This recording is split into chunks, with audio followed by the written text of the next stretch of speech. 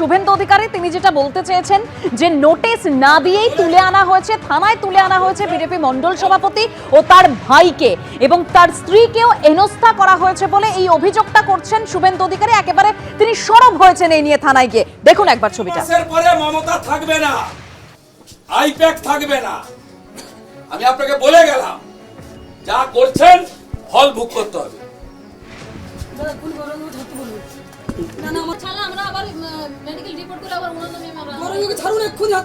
April মাসের পরে মমতা থাকবে না, আইপ্যাক থাকবে না, আমি আপনাকে বলে গেলাম যা করছেন ফল ভোগ করতে হবে।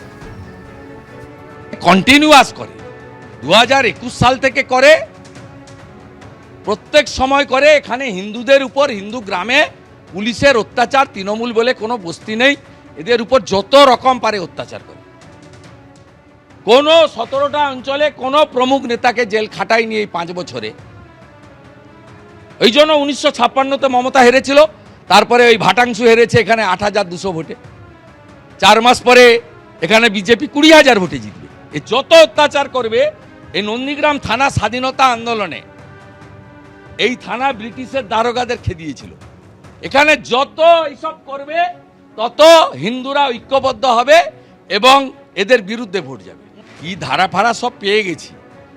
গৌরাঙ্গ ঘোড়াকে ধরে এনেছে ভারতীয় জনতা পার্টির প্রমুখ কার্যকর্তা, 7 জনের নামে এফআইআর করেছে। সে এই কেস হচ্ছে বিলো 7 ইয়ার্স আপনার পানিশমেন্ট। এ কেসে 41-এ নোটিশ ম্যান্ডেটারি। 41-এ নোটিশ ছাড়া পারে না।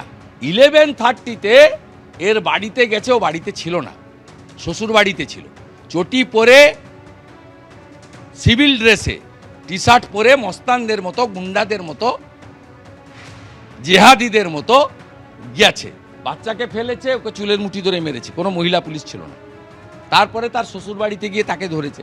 তাকে ধরেছে সে তো আমরা কোর্টে ফরওয়ার্ড করবে, বুঝে নেব, হাইকোর্ট খুললে বুঝে নেব। কিন্তু আমার প্রশ্ন, 41-এ নোটিশ না দিয়ে যাবেন কেন? দ্বিতীয় প্রশ্ন, ইউনিফর্ম ছাড়া যাবেন কেন? তৃতীয় প্রশ্ন, বডি ক্যামেরা ছাড়া যাবেন কেন? চতুর্থ প্রশ্ন, মহিলা এবং শিশুর গায়ে হাত দিবেন কেন? এই যে ডিউটি অফিসার, এ 15 মিনিট ধরে আমার বক্তব্য শুনে যাচ্ছে, উত্তর দিতে পারছে না,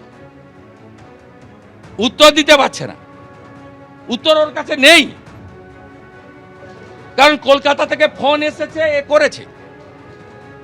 তৃণমূল মুখপাত্র অরূপ চক্রবর্তীর সঙ্গে ফোনে আমরা এই মুহূর্তে যোগাযোগ করতে পেরেছি। অরূপদা, আপনি পুরোটা শুনলেন, যেভাবে একেবারে নন্দীগ্রাম থানায় গিয়ে পুলিশকে হুঁশিয়ারি দিচ্ছেন বিরোধী দলনেতা। শুধু তাই নয়, এমসিসি লাগু হওয়ার পরে রীতিমতন কীরকম পরিণতি হবে এবং একেবারে 26শে নির্বাচনে তৃণমূল কংগ্রেস পরাজিত হবে, বেআইনি কাজ করেছে পুলিশ, এই অভিযোগ পর্যন্ত করছেন। লাগু হওয়ার পরে ওই যে বকলমে চালাবে সেটা বুঝিয়ে দিচ্ছে। অর্থাৎ নির্বাচন কমিশন যে শুভেন্দু অধিকারী এবং বিজেপির দলদাস, সেটা নিজে মুখে স্বীকার করে নিলেন, এটা নতুন কিছু নয় অবশ্য। দ্বিতীয় কথা, যে আজকে শুভেন্দু অধিকারী দৌড়ে যেতে হলো কেন থানায়? কারণ অশ্বত্থামা হতো ইতিগজক, তার আগের কারণটা বললেন না। কারণটা হচ্ছে, যখন নন্দীগ্রামের বুকে 3 দিন আগে তৃণমূল কংগ্রেসের বিপুল জনসভা হয়েছে, সেই জনসভায় যে জনজোয়ার ছিল, তাতে আতঙ্কিত শুভেন্দু অধিকারী তার দলবলকে পাঠিয়েছিল উন্নয়নের পাঁচালীর যে ট্যাবলো, মমতা ব্যানার্জি সরকারের 15 বছরের উন্নয়নের পাঁচালী ট্যাবলো, সেই ট্যাবলো যখন যাচ্ছিল নন্দীগ্রামের রাস্তায়, সেই ট্যাবলোকে ভাঙচুর করে। সেই ট্যাবলোর মধ্যে যারা ছিল তাদেরকে মারধর করা হয়। তাদের অভিযোগের ভিত্তিতে পুলিশ তদন্ত করতে গিয়ে যাদের নামে অভিযোগ এবং তাদের ভিডিও পর্যন্ত জমা পড়ে, তারা যখন এই গুন্ডাগিরি করছে তখন তার ছবি ভিডিও রয়েছে। সুনির্দিষ্ট অভিযোগের ভিত্তিতে যখন গ্রেফতার করা হয়েছে, তখন থানায় ঢুকেছে ক্রিমিনালদের ছাড়ানোর জন্য, তখন থানায় ঢুকেছে বিজেপির লুম্পেনদের ছাড়ানোর জন্য। ও ভাবছে ওর গাত্র, ওর জমিদারি, তার জন্য কি হুঙ্কার দিচ্ছে এমসিসি চালু হওয়ার পর উনি রাজ্যের মুখ্যমন্ত্রী হবেন আর কি।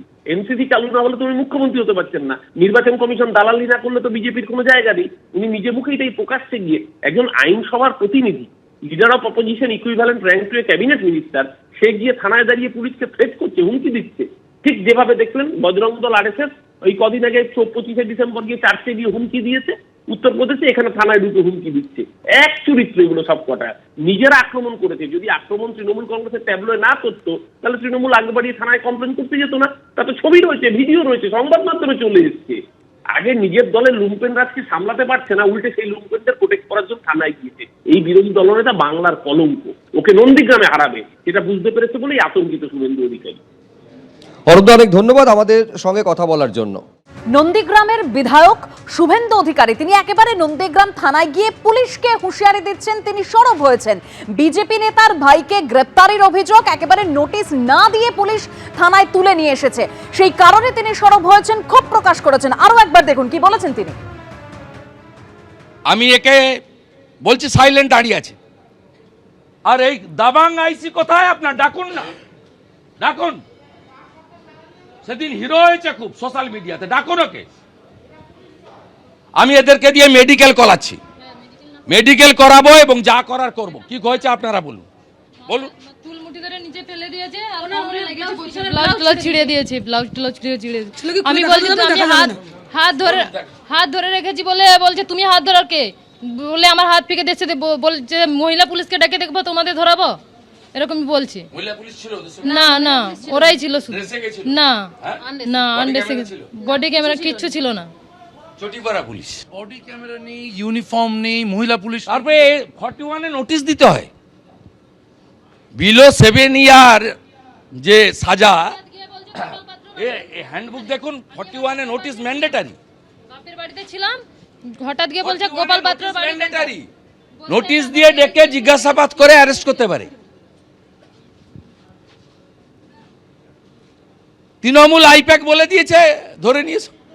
আরে ধরে নিয়েছে কি করবেন, 7 মাস 8 মাস করে রেখেছে, কিন্তু দল পরিবর্তন কেউ করেনি। এখানকার হিন্দুরা তৃণমূল করবে না, জামাত করবে না, যত চেষ্টা করুন। বিজেপি নেতার ভাইকে গ্রেপ্তারের অভিযোগ, নন্দীগ্রাম থানায় গিয়ে সরব হয়েছেন শুভেন্দু অধিকারী। তিনি বলছেন মিনিমাম 41-এর নোটিশটা দিতে হয়, সেই নোটিশ না দিয়ে বিজেপি নেতার ভাইকে থানায় তুলে নিয়ে এসেছে পুলিশ। একেবারে সেই কারণে তিনি সরব হয়েছেন, নন্দীগ্রাম থানায় ঢুকে পুলিশকে হুঁশিয়ারি দিয়েছেন শুভেন্দু অধিকারী। নতুন সরকার এলে দেখে নেব, নন্দীগ্রাম থানায় ঢুকে হুঁশিয়ারি শুভেন্দু অধিকারী।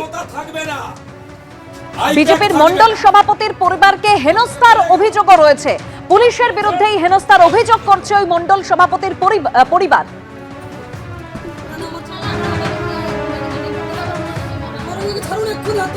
এপ্রিল মাসের পরে মমতা থাকবে না, আইপ্যাক থাকবে না। আমি আপনাকে বলে গেলাম, যা করছেন ফল ভোগ করতে হবে।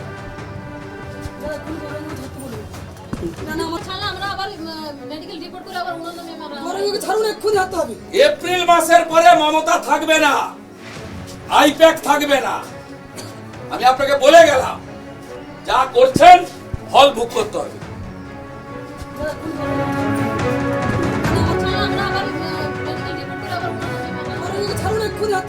এপ্রিল মাসের পরে মমতা থাকবে না, আইপ্যাক থাকবে না। আপনাকে বলে গেলাম, যা করছেন ফল ভোগ করতে হবে।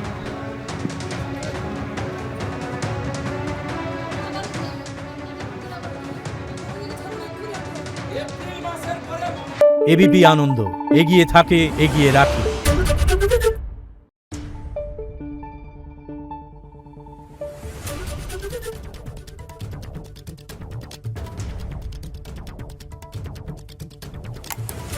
Thank you.